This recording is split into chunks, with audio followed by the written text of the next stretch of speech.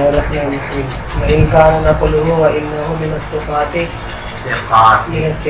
كإسناده لكن ليس ما فيه إعلام كالأغفال فاستخرت الله واستوفقت منه فعلمت ما أغفله فأودعت كل حديث منه.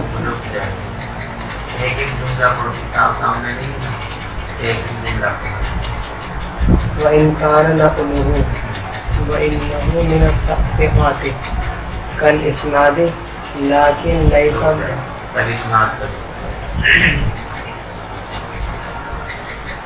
یہ فرما رہے ہیں کہ جو اعتراض صاحب مصابیح پر لوگوں نے کیا ہے کہ سند بیان نہ کرنے کی وجہ سے ان کی کتاب کی حدیثوں کے بارے میں یہ فیصلہ کرنا مشکل یا ناممکن ہے کہ اس روایت کی حیثیت کیا ہے. فرماتے ہیں کہ یہ اعتراض بے محل ہے،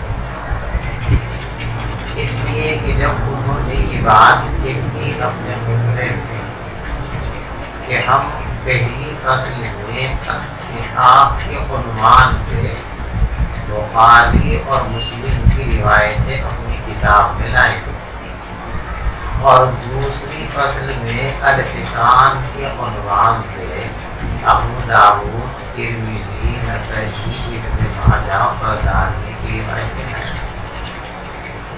اور یہ سب کی سب کتابیں باسند روایتوں پر مشتمل ہیں.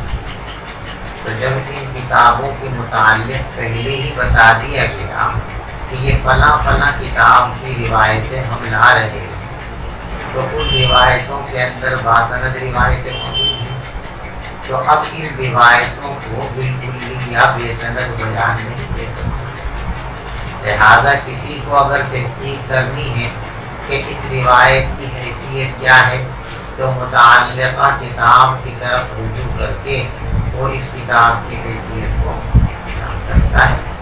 اور بخاری کا نام آ گیا، مسلم کا نام آ گیا، تو اب کسی تحقیق کی ضرورت کہاں باقی ہے؟ اس لیے کہ بخاری اور مسلم کی صحت پر تمام دنیائے علماء حدیث کا اتفاق اور اجماع ہے. تو جب بخاری کا نام آ گیا، مسلم کا نام آ گیا، تو اب تحقیق کی حاجت اور ضرورت کہاں باقی رہی؟ بات سمجھ گئے؟ اسی کو فرماتے ہیں کہ ان کا ایک تو یہ خود سے بات میں جھوٹ نہیں بول سکتے، پھر دیباچے میں یہ بات یہ مقدمے میں اپنے فرماتے تھے کہ ہم بخاری اور مسلم کی روایتیں لائیں گے، فلاں فلاں کتاب کی روایتیں لائیں گے. تو ان کی روایتوں کو بے سند روایت کہنا درست اور صحیح نہیں. لیکن لیس ما فی اعلام کالاغفال. اب یہ لیکن لیس ما فیہ اعلام کالاغفال، یہاں یہ صاحب مصابیح رحمۃ اللہ علیہ کے کام میں اور طرز میں فی الجملہ ایک قصور کا اعتراف کر رہے ہیں. یہ بات تو ٹھیک ہے کہ پہلے ہم نے کہہ دیا کہ بخاری اور مسلم کی روایتیں ہیں، اور اتنی بات روایت پر اعتماد کرنے کے لیے کافی ہے، لیکن پھر بھی سند کو بیان کرنے کے بہت سارے فائدے ہیں. مثلا ایک روایت کی متعدد سندیں ہوتی ہیں، حدیث کی متعدد سندیں ہوتی ہیں، بعض سندیں ان میں سے صحیح ہوتی ہیں، بعض سندیں ضعیف ہوتی ہیں. تو سند بیان کرنے سے یہ فائدہ ہوگا کہ ہم کو یہ پتہ چل جائے گا کہ یہ متن جو ہمارے سامنے ہے یہ صحیح روایت سے نقل ہو کر کے آیا، صحیح سند سے نقل ہو کر کے آیا ہے یا پھر ضعیف سند سے نقل ہو کر کے آیا ہے. اس طرح کے بہت سارے فائدے ہیں جو سند بیان کرنے سے حاصل ہوتے ہیں، اور بیان سند کے بغیر ان فوائد کا حاصل ہونا ممکن نہیں. اس لیے سند کا بیان کر دینا یہ اچھی چیز ہے، اور بیان نہ کرنا یہ فی الجملہ ایک قصور ہے، ایک کوتاہی ہے، ایک کمی ہے. اسی کو فرمایا لیکن لیس ما فیہ اعلام کالاغفال. اعلام یہ جمع ہے علامت نشانی. اب جب کسی چیز پر علامت اور نشانی لگا دی جاتی ہے تو اس کے پہچاننے میں کوئی تردد اور کسی طرح کا شبہ اور کوئی دشواری نہیں ہوتی. اور افعال ایسی زمین کہ جس پر کوئی علامت اور نشانی لگی ہوئی نہ ہو اس کو کہتے ہیں. تو افعال ایسی زمینیں کہلاتی ہیں. اب ظاہر بات ہے کہ ایسی زمینوں کے بارے میں یہ طے کرنا کہ یہ کہاں سے کہاں تک ہے، اس کی مقدار کتنی ہے، کہاں تک ہماری ہے، کہاں تک دوسرے کی ہے، یہ طے کرنا بڑا مشکل کام ہے. اس لیے علامت لگی ہوئی چیزوں کے مقابلے میں وہ چیزیں جن پر علامت لگی ہوئی نہیں ہے وہ کم درجے کی ہیں، اور علامت لگی ہوئی چیزیں وہ اعلیٰ درجے کی کہلائیں گی. تو اگر سند بیان کر دی جاتی تو گویا علامت لگ گئی، سند بیان نہیں کی گئی تو گویا کوئی علامت اور نشانی نہیں ہے. تو ایسی روایتوں کا مجموعہ جن کے اندر سند بیان کر دی گئی ہو وہ یقیناً ان مجموعوں سے بہتر اور زیادہ مفید کہلائے گا جن میں سند بیان نہ کی ہو. تو صاحب مصابیح رحمۃ اللہ علیہ اگر سند بیان کر دیتے تو وہ یقیناً زیادہ بہتر ہوتا ہے اس کے مقابلے میں کہ انہوں نے سند کو بیان نہیں کیا ہے. دیکھو یہاں اس جملے میں آپ غور کریں گے تو صاحب مشکات رحمۃ اللہ علیہ کی تواضع اور انکساری آپ کو نظر آئے گی جو انسانیت کا زیور ہے. انسان کو ہمیشہ عجز و انکساری اور دوسروں کے مقابلے میں خود کو چھوٹا تصور کرنا چاہیے. یہی انسان کے بڑے ہونے کی علامت ہے. حدیث پاک میں ہے من تواضع للہ رفعہ اللہ، اور کما قال صلی اللہ علیہ وسلم کہ جو آدمی اللہ کی رضا اور خوشنودی کے لیے فروتنی، عاجزی اور انکساری اختیار کرتا ہے، خود کو چھوٹا سمجھتا ہے، رفعہ اللہ، اللہ تبارک و تعالیٰ اپنے یہاں اس کے درجات کو بلند فرما دیتے ہیں اور لوگوں کی نگاہ میں بھی اس کی عظمت پیدا فرما دیتے ہیں، اس کی بڑائی کا سکہ جما دیتے ہیں. تو اب یہاں کہنا تو یوں چاہیے تھا لیکن لیس ما فیہ اغفال کالاعلام، کہ وہ چیزیں جن پر علامت لگی ہوئی نہیں ہیں وہ ان کی مانند نہیں ہو سکتی جن پر علامتیں لگی ہوئی ہیں. لیکن اپنے آپ کو چھوٹا ثابت کرنے کے لیے اپنی بات کو بنایا مشبہ اور ان کی بات کو بنایا مشبہ بھی. حالانکہ مشبہ بھی جو ہے وہ افضل ہوتا ہے غیر مشبہ کے مقابلے. تو اس جملے کے اندر جو تقدیم و تاخیر ہے کہ افعال کا ذکر بعد میں ہے، اعلام کا ذکر پہلے ہے، جبکہ فطری ترتیب یہ تھی کہ افعال کا ذکر پہلے ہوتا اور اعلام کا ذکر بعد میں ہوتا. تو یہ ترتیب میں جو انعکاس ہوا ہے یہ در حقیقت عاجزی اور انکساری ظاہر کرنے کے لیے. فاستغفرت اللہ واستغفرت منہ. صاحب مصابیح کے کام کو جب 200 سال گزر گئے تو 2 صدیاں گزرنے کے بعد میں نے آپ کو بتایا تھا کہ صاحب مشکات رحمۃ اللہ علیہ ان کے استاد علامہ طیبی رحمۃ اللہ علیہ نے مشورہ کر کے یہ طے کیا کہ مصابیح پر کام کیا جائے. لیکن جب ہمارا مشورہ ہو گیا تو ہم نے مشورے کے بعد استخارہ کیا، اس لیے کہ استخارہ کرنا یہ بڑے فائدے کی چیز ہے. عبرانی کی ایک روایت میں ہے ما خاب من استخار ولا ندم من استشار. جو آدمی استخارہ کر کے کوئی کام کرتا ہے وہ کبھی نقصان کا شکار نہیں ہوتا، اور جو آدمی مشورہ کر کے کوئی کام کرتا ہے اس کو شرمندگی اٹھانی نہیں پڑتی.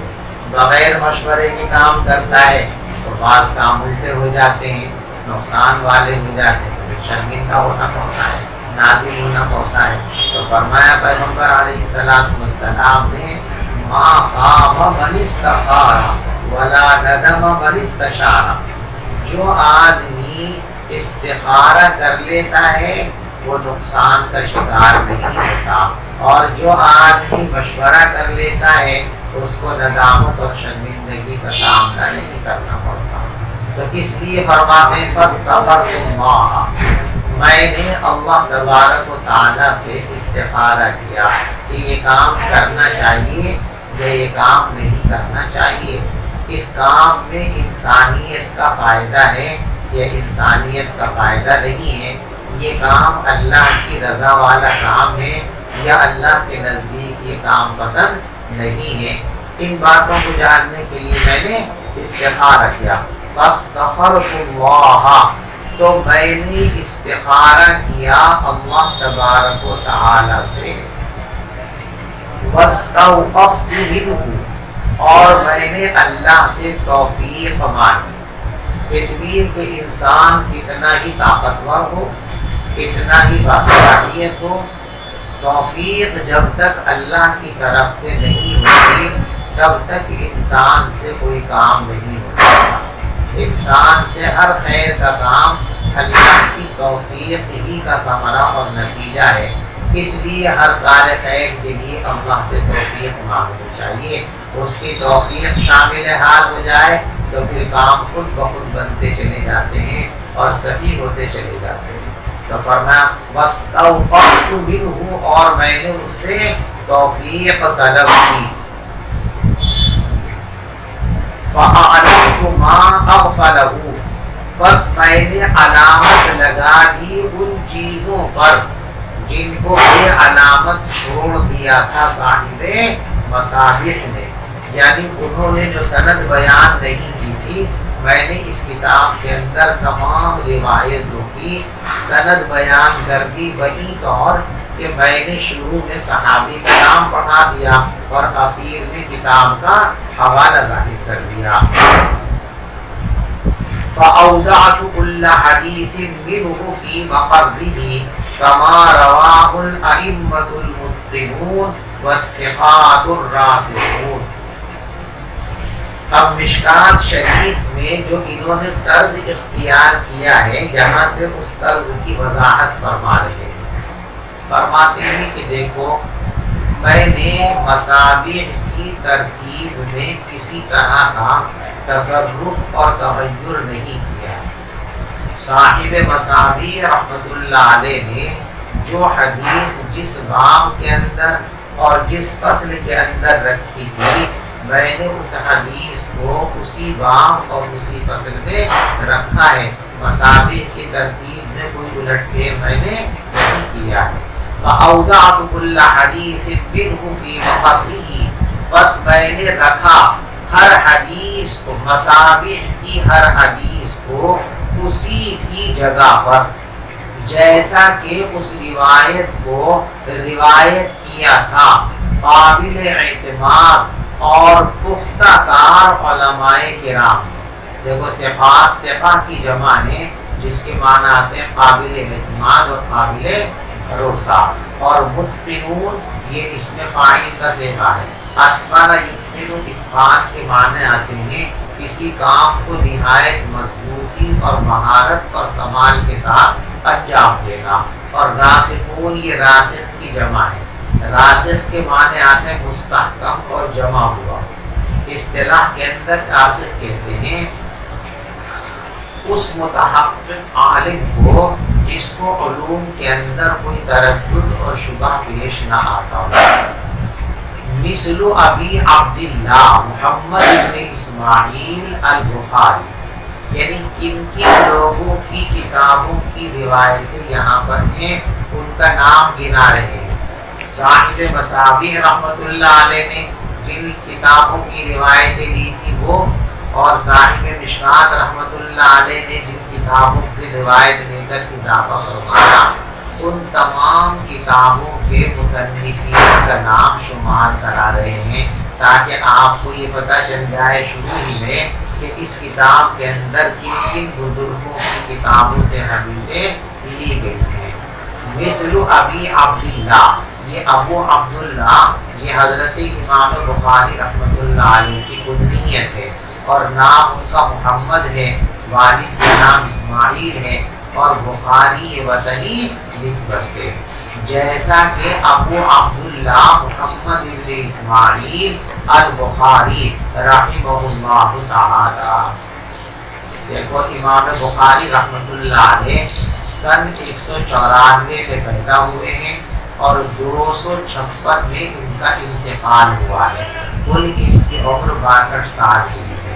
وہ ابی الحسین مسلم بن الحجاج القشیری، یہ ابو الحسن یہ امام مسلم رحمۃ اللہ علیہ کی کنیت ہے، اور مسلم ان کا نام ہے اور حجاج ان کے والد محترم کا نام ہے۔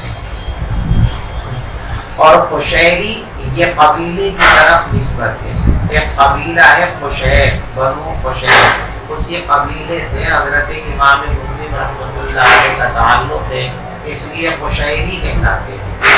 وہ ابی عبداللہ مالک بن انس الاسبحی، یہ اسبحی یہ نسبت ہے اسبح کی طرف، یمن کے بادشاہوں میں سے ایک بادشاہ گزرے ہیں ذی اسبح، جو امام مالک رحمۃ اللہ علیہ کے اجداد میں سے ہے، انہی کی نسل میں سے حضرت امام مالک رحمۃ اللہ علیہ، تو اس لیے ان کی نسبت ہے اسبحی۔ وابی عبداللہ مالک بن انس الاصبحی وابی عبداللہ محمد بن ادریس الشافعی۔ دیکھو شافع یہ نسبت ہے شافع کی طرف، شافعی نسبت کس کی طرف ہے؟ شافع۔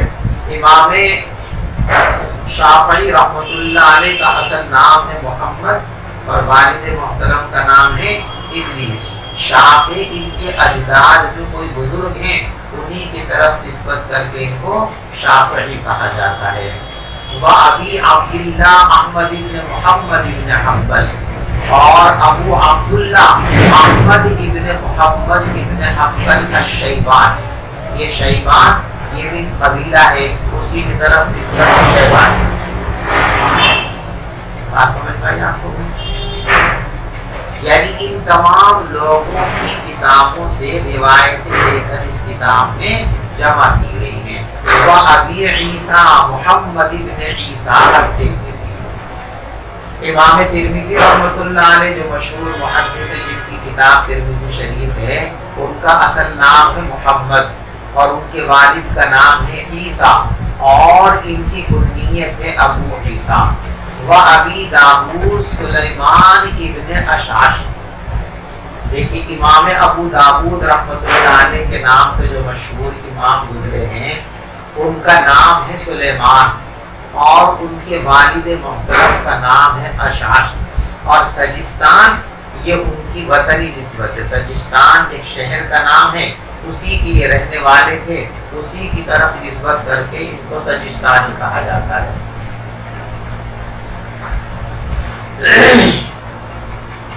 وابی عبد الرحمن احمد بن شعیب النسائی، امام نسائی رحمۃ اللہ علیہ کے نام سے مشہور امام ہے جن کی کتاب نسائی شریف پڑھائی جاتی ہے، ان کا اصل نام ہے احمد اور ان کے والد محترم کا نام ہے شعیب اور کنیت ہے ان کی ابو عبد الرحمن،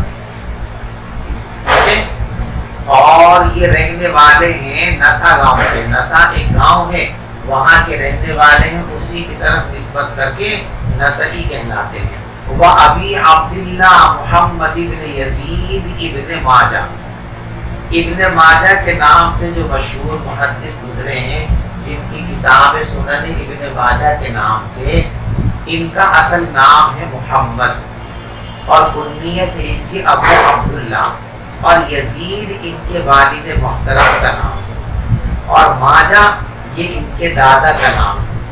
بعض لوگ دیکھو بہت سے لوگ اکثریت اپنے باپ کی طرف منسوب ہوتے ہیں ابن فلاں ابن فلاں، لیکن کبھی کبھی بعض مصلحتوں کی بنیاد پر دادا کی طرف بھی نسبت ہو جاتی ہے۔ مثلا کسی شخص کا بچپن کسی کے باپ کا انتقال ہو گیا، بچپن میں دادا ہی نے پالا، تو عام طور سے لوگ اس دادا ہی کی طرف اس کو منسوب کر دیتے ہیں۔ تو یہ ماجہ جیسے ابن ماجہ تو اس سے بظاہر یہ سمجھتے ہیں کہ ان کے ابا کا نام ہے ماجہ، ایسا نہیں ہے، ماجہ کن کا نام ہے؟ ابا کا نام تو یزید ہے، امام محترم کا نام کیا ہے؟ یزید محمد، اور ان کے والد محترم کا نام یزید، اور دادا کا نام ماجہ۔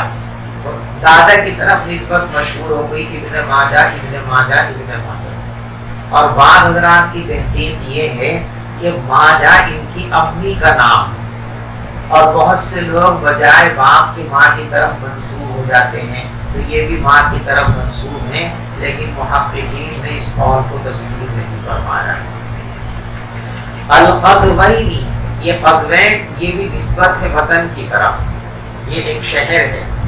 وہ ابی محمد عبداللہ ابن عبد الرحمن الدارمی، امام دارمی رحمۃ اللہ علیہ، جن کی مشہور کتاب سنن دارمی، لیکن ان کی کنیت ہے ابو محمد، اور ان کا نام ہے عبداللہ، اور ان کے والد محترم کا نام ہے عبد الرحمن، اور وہ دارمی کہلاتے ہیں۔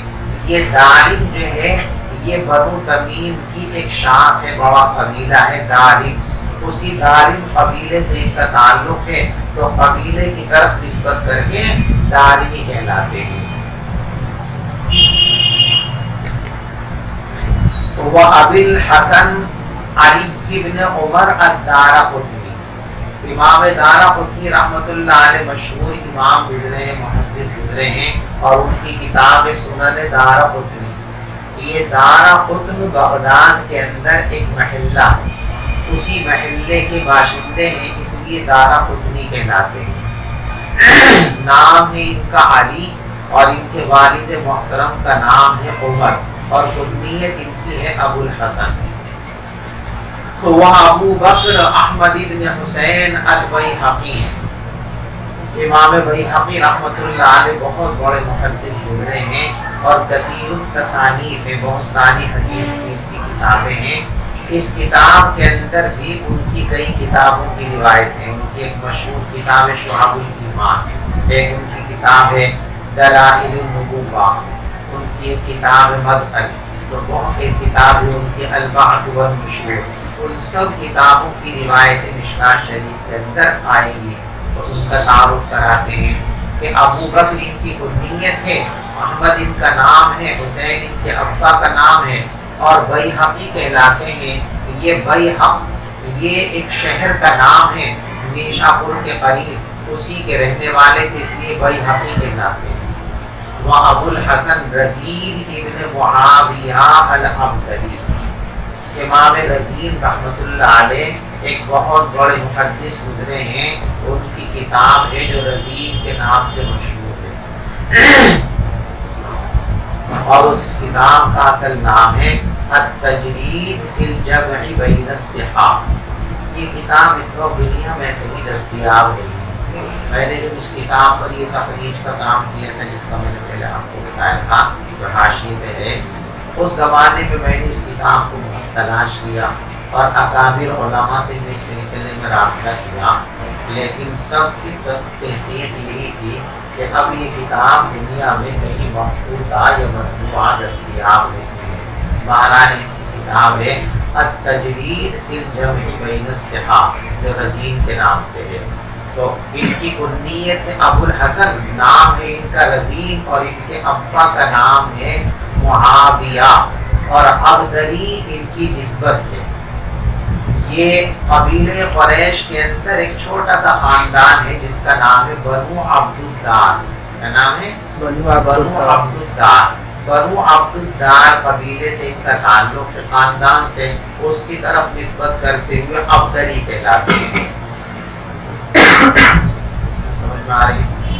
کہتے ہیں مشکوٰۃ شریف میں جو روایتیں آپ کو پڑھنے کے لیے ملیں گی، ان میں سب روایتیں ان تمام بزرگوں کی کتابوں سے لی گئی۔ امام بخاری رحمۃ اللہ علیہ، امام مسلم رحمۃ اللہ علیہ، امام ترمذی رحمۃ اللہ علیہ، امام نسائی رحمۃ اللہ علیہ، امام ابو داؤد رحمۃ اللہ علیہ، ابن ماجہ رحمۃ اللہ علیہ، امام مالک رحمۃ اللہ علیہ، امام شافعی رحمۃ اللہ علیہ، امام دارمی رحمۃ اللہ علیہ، امام احمد بن حنبل رحمۃ اللہ علیہ، اور اسی طریقے سے امام رزین رحمۃ اللہ علیہ، اور اسی طریقے سے امام دارقطنی رحمۃ اللہ علیہ، امام بیہقی رحمۃ اللہ علیہ، اکثر روایتیں مشکات شریف کی ان اکابر بزرگوں کی کتابوں سے لے کر جمع کی گئی۔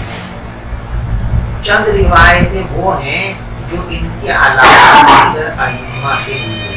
میں نے پہلے آپ کو بتایا تھا کہ مشکات شریف میں تقریباً 42 کتابوں کی روایتیں، 45-42 کتابوں کی روایتیں، ان میں سے اکثر تو ان بزرگوں کی کتابوں کی ہیں، لیکن ایک آدھ کوئی شاذ ایک روایت دو روایت اور باقی ائمہ کی بھی ہے۔ ان کی روایتیں چونکہ برائے نام ہیں اور وہ بہت زیادہ مشہور نہیں ہیں، اس لیے ان کا نام یہاں پر نہیں گنایا، بس کہہ دیا وغیرہم کہ یہ ائمہ اور ان کے علاوہ دیگر ائمہ وقلیل ما ہوا، اور وہ بہت کم ہیں۔ یعنی ان مذکورہ ائمہ کے علاوہ جن بزرگوں کی روایتیں اس کتاب کے اندر لی گئی ہیں ان کی تعداد بہت کم ہے۔ وقلیل ما ہوا، اور ایسی روایتیں بہت کم ہیں۔ سمجھ شریف آگے وَإِنِّي إِذَا نَسَبْتُ الْحَدِيثَ إِلَيْهِمْ كَأَنِّي أَسْنَدْتُ إِلَى النَّبِيِّ صَلَّى اللَّهُ عَلَيْهِ وَسَلَّمَ لِأَنَّهُمْ قَدْ فَرَحُوا مِنْهُ وَأَخْذُونَا عَنْهُ۔ دیکھو یہاں ایک اشکال کا جواب دینا چاہتے ہیں۔ صاحب مصابیح رحمۃ اللہ علیہ پر یہ اشکال تھا کہ انہوں نے سند بیان نہیں، اس لیے ان کی بیان کردہ حدیثوں کے بارے میں یہ فیصلہ کرنا کہ یہ صحیح ہیں، حسن ہیں، ضعیف ہیں، کس درجے کی ہیں، یہ بہت مشکل کام ہے۔ سند سے یہ چیزیں طے ہوتی ہیں، سند بیان نہیں کی گئی، اس لیے ان کی کتاب میں سقم محسوس کیا گیا۔ اس سقم کو دور کرنے کے لیے صاحب مشکات رحمۃ اللہ علیہ نے صحابی کا نام پڑھا دیا۔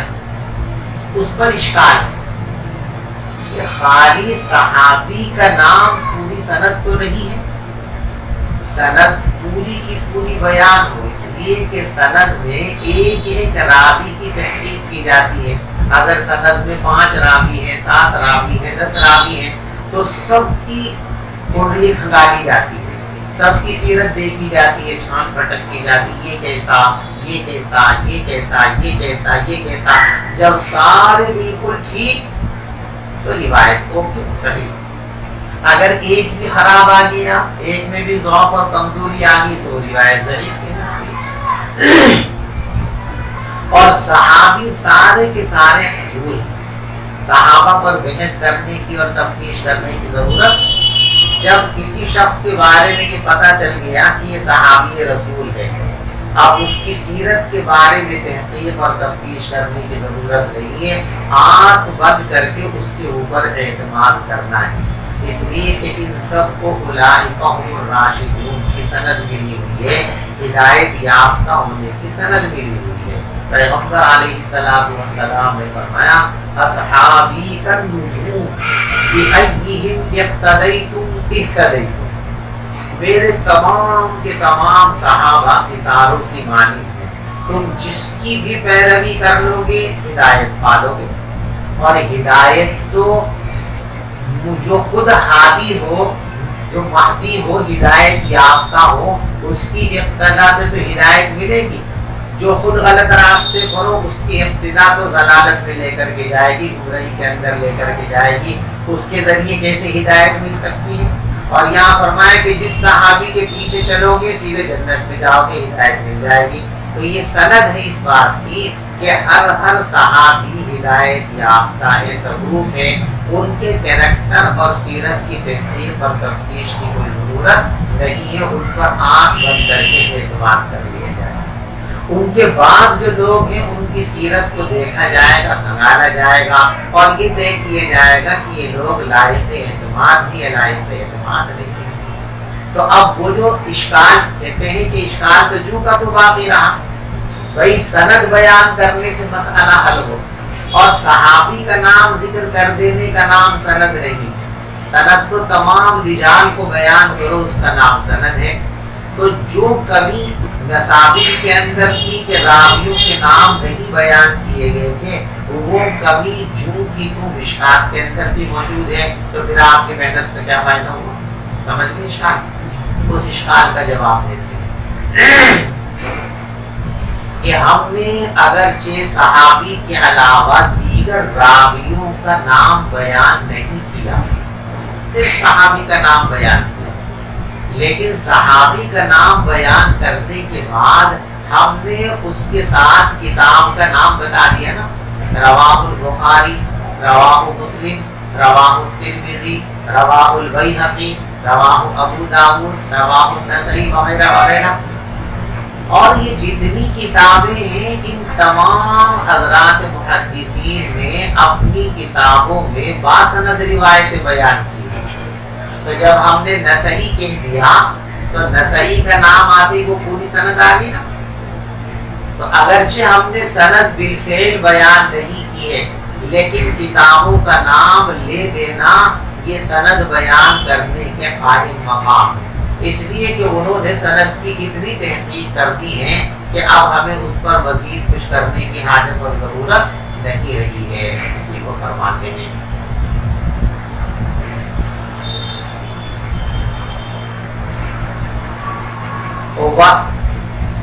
انی اذا نسبت الحدیث الیہ، اور جب میں نے حدیث کی نسبت ان ائمہ کرام کی طرف کر دی، کأنی اسندت الی النبی، تو گویا کہ میں نے حدیث کی سند بیان کر دی نبی پاک صلی اللہ علیہ وسلم تک، لأنہم قد فرغوا منہ، اس لیے کہ یہ ائمہ سند بیان کر کے فارغ ہو چکے ہیں، وَأَغْنَوْنَا عَنْهُ، اور ہم کو اس کام سے بے نیاز کر دیا۔ جب وہ یہ کام کر چکے تو اس کو مزید کرنے کی ضرورت نہیں ہے۔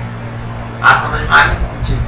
آگے پھر مشکات شریف کے اندر جو ان کا انداز ہے کام کرنے کا اس کو مزید بیان کرتے ہیں۔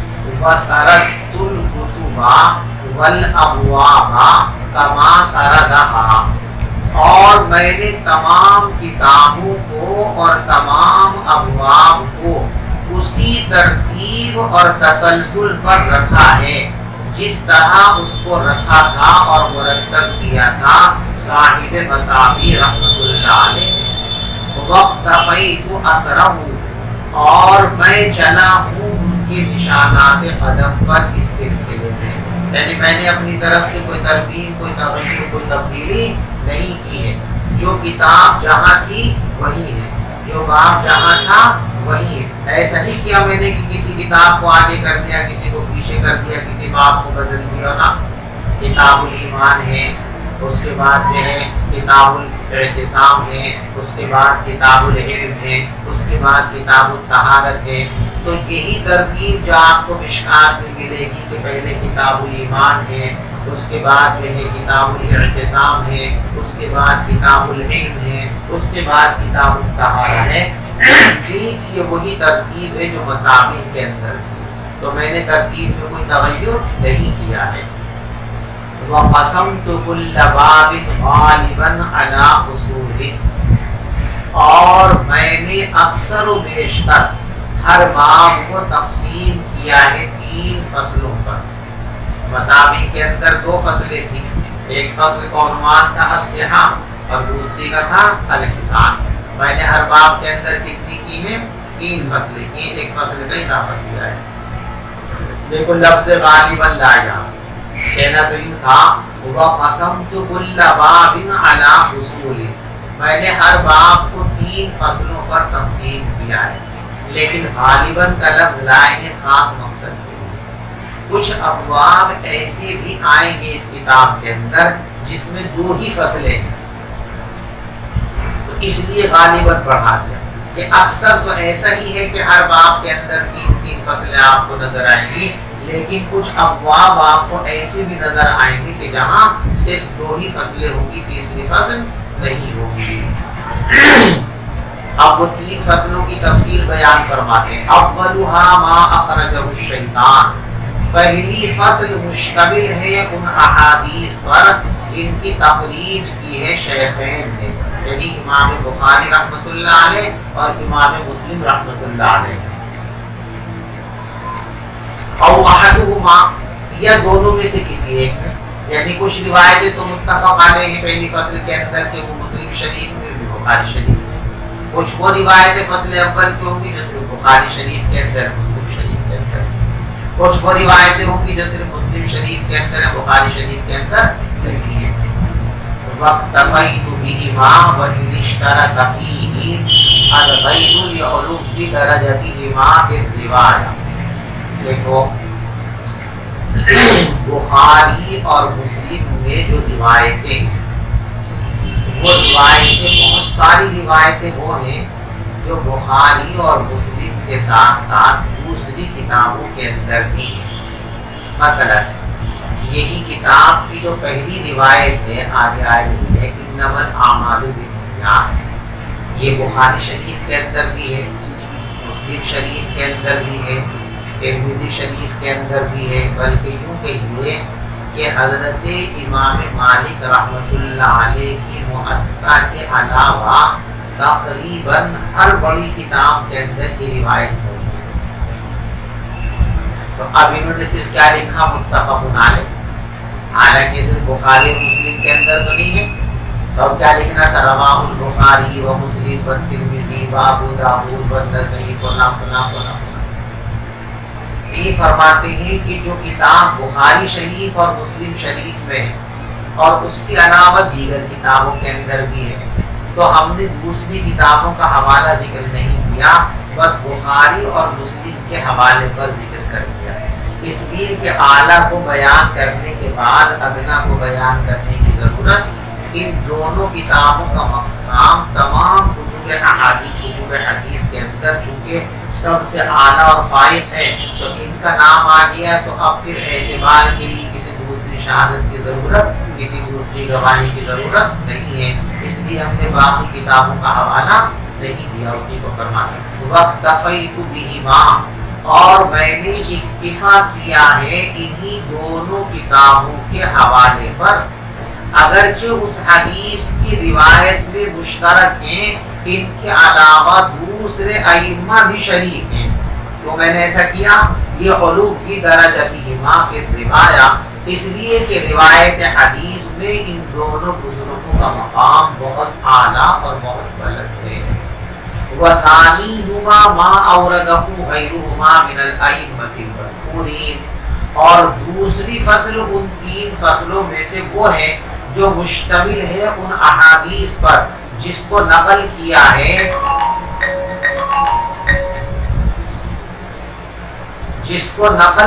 ہے ان دونوں بزرگوں کے علاوہ دوسرے لوگوں نے مذکورہ ائمہ میں سے۔